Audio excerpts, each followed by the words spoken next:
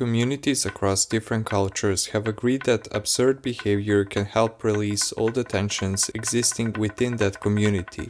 This happens when they are allowed to disregard all social and hierarchical roles, even for a moment, when forbidden and taboo topics of society are permitted, and what seems like complete chaos is actually a carefully orchestrated occurrence. An example of this can be found in the account of a Serbian teacher from 1885 who in eastern Serbia found himself at the entrance of a cave to study such a phenomenon. I had not even entered the cave yet, and the sound of bagpipes and pistol shots was already piercing my ears. It seemed to me as if the entire world was in turmoil, much like the underworld was disturbed by the arrival of Odysseus. The cave, enormous, deep, and spacious, could accommodate thousands upon thousands of people. From the main chamber, many corridors led off to the sides and above the cave.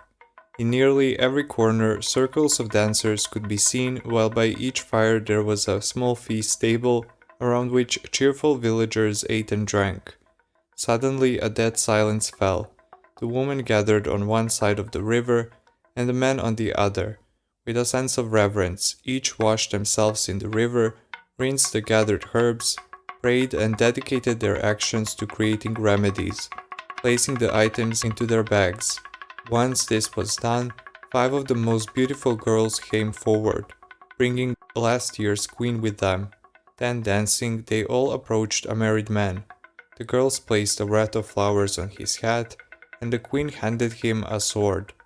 Taking hold of his belt, the 6 of them began to dance, circling the river and the gathered crowd.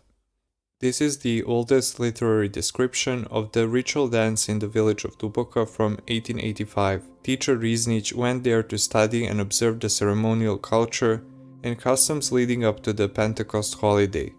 The village itself likely got its name from the cave Riznić describes. Duboka means deep in Serbian. In this article, he describes the preparations for selecting the kings and queens who will play a central role in the ritual dance of entering a trance, which would take place a week later. The ceremonial procession through the villages, called Kraljice, meaning queens, is a ritual predating Christianization and is well known among Slavic populations. Typically, selected girls dressed in ceremonial attire would go through the village from house to house, invoking fertility and protection from evil spirits and influences.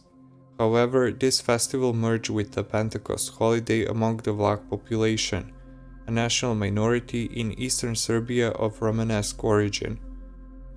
The Pentecost holiday, named Spirits among Serbian population, is believed to open the boundaries between the worlds of the living and the dead, allowing the spirits of ancestors to walk among us.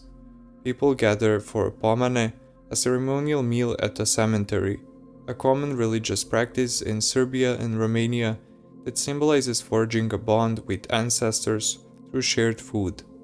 Today, this holiday has assumed the role of the Holy Trinity in the Orthodox calendar. Suddenly, the women began to faint one after another. As soon as the first fell, a messenger would rush to inform the queen, who, accompanied by the musician, the duke and her entourage, would run dancing toward the woman who had been seized by the Rusalii.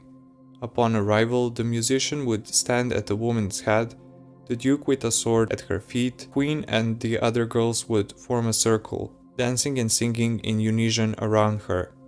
A first-time observer of this bizarre phenomenon would be filled with fear upon seeing women, girls, and even infants fainting and falling into trances all around. They would find themselves in a strange turmoil of thoughts and emotions, unsure whether to trust their eyes and flee from the scene, or to laugh and pity the people sinking into superstition. What sets this ritual dance apart is that only women fall into a trance. These women are called padalice, meaning fallen woman, because after being possessed, they would characteristically scream and collapse to the ground in a contorted position.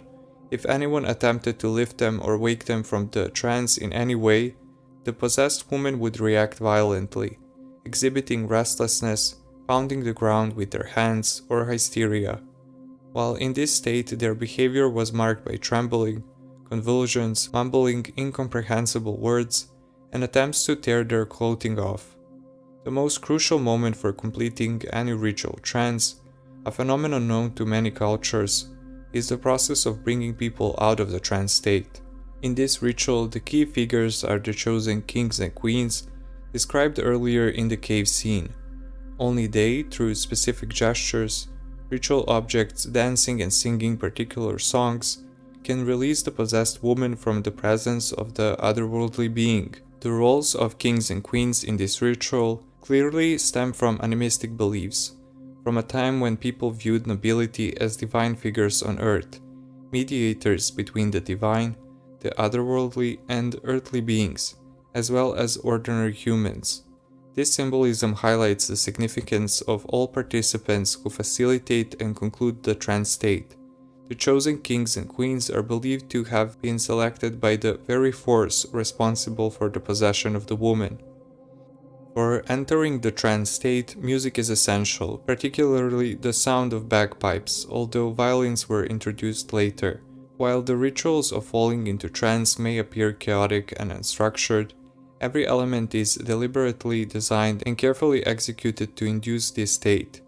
The sound and rhythm produced by bagpipes are repetitive and intentionally crafted to amplify and fulfill the goal of the trance state. Each act of bringing a woman out of the trance concluded with leading her to the river that flows through the mentioned Duboka cave.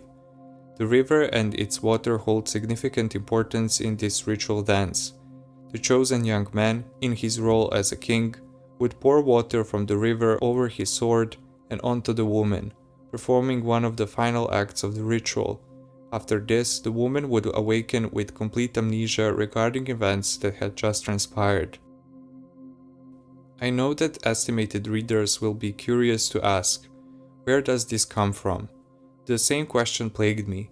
The people of Duboka say it is from God, as it has been since the beginning of the world.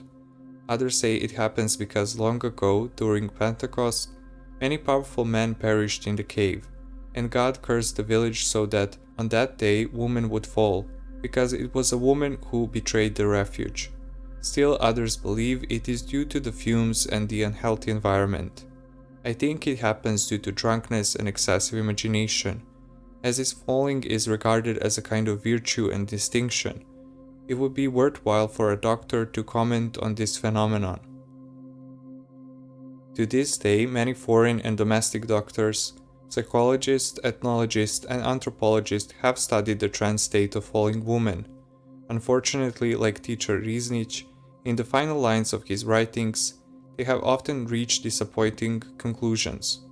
Explanations for this phenomenon have often been reduced to viewing it as a result of female hysteria, mental disorders, or a heightened incidence of schizophrenia among the Black population.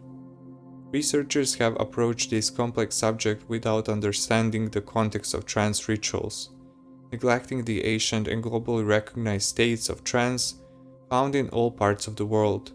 As a result, they have strayed far from grasping or even coming close to understanding essential aspects of the phenomenon that has persisted for centuries in northern eastern Serbia and perhaps beyond.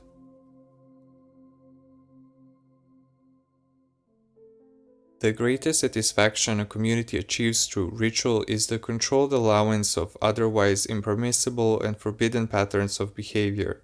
This provides the community with emotional fulfillment and strengthens its sense of unity.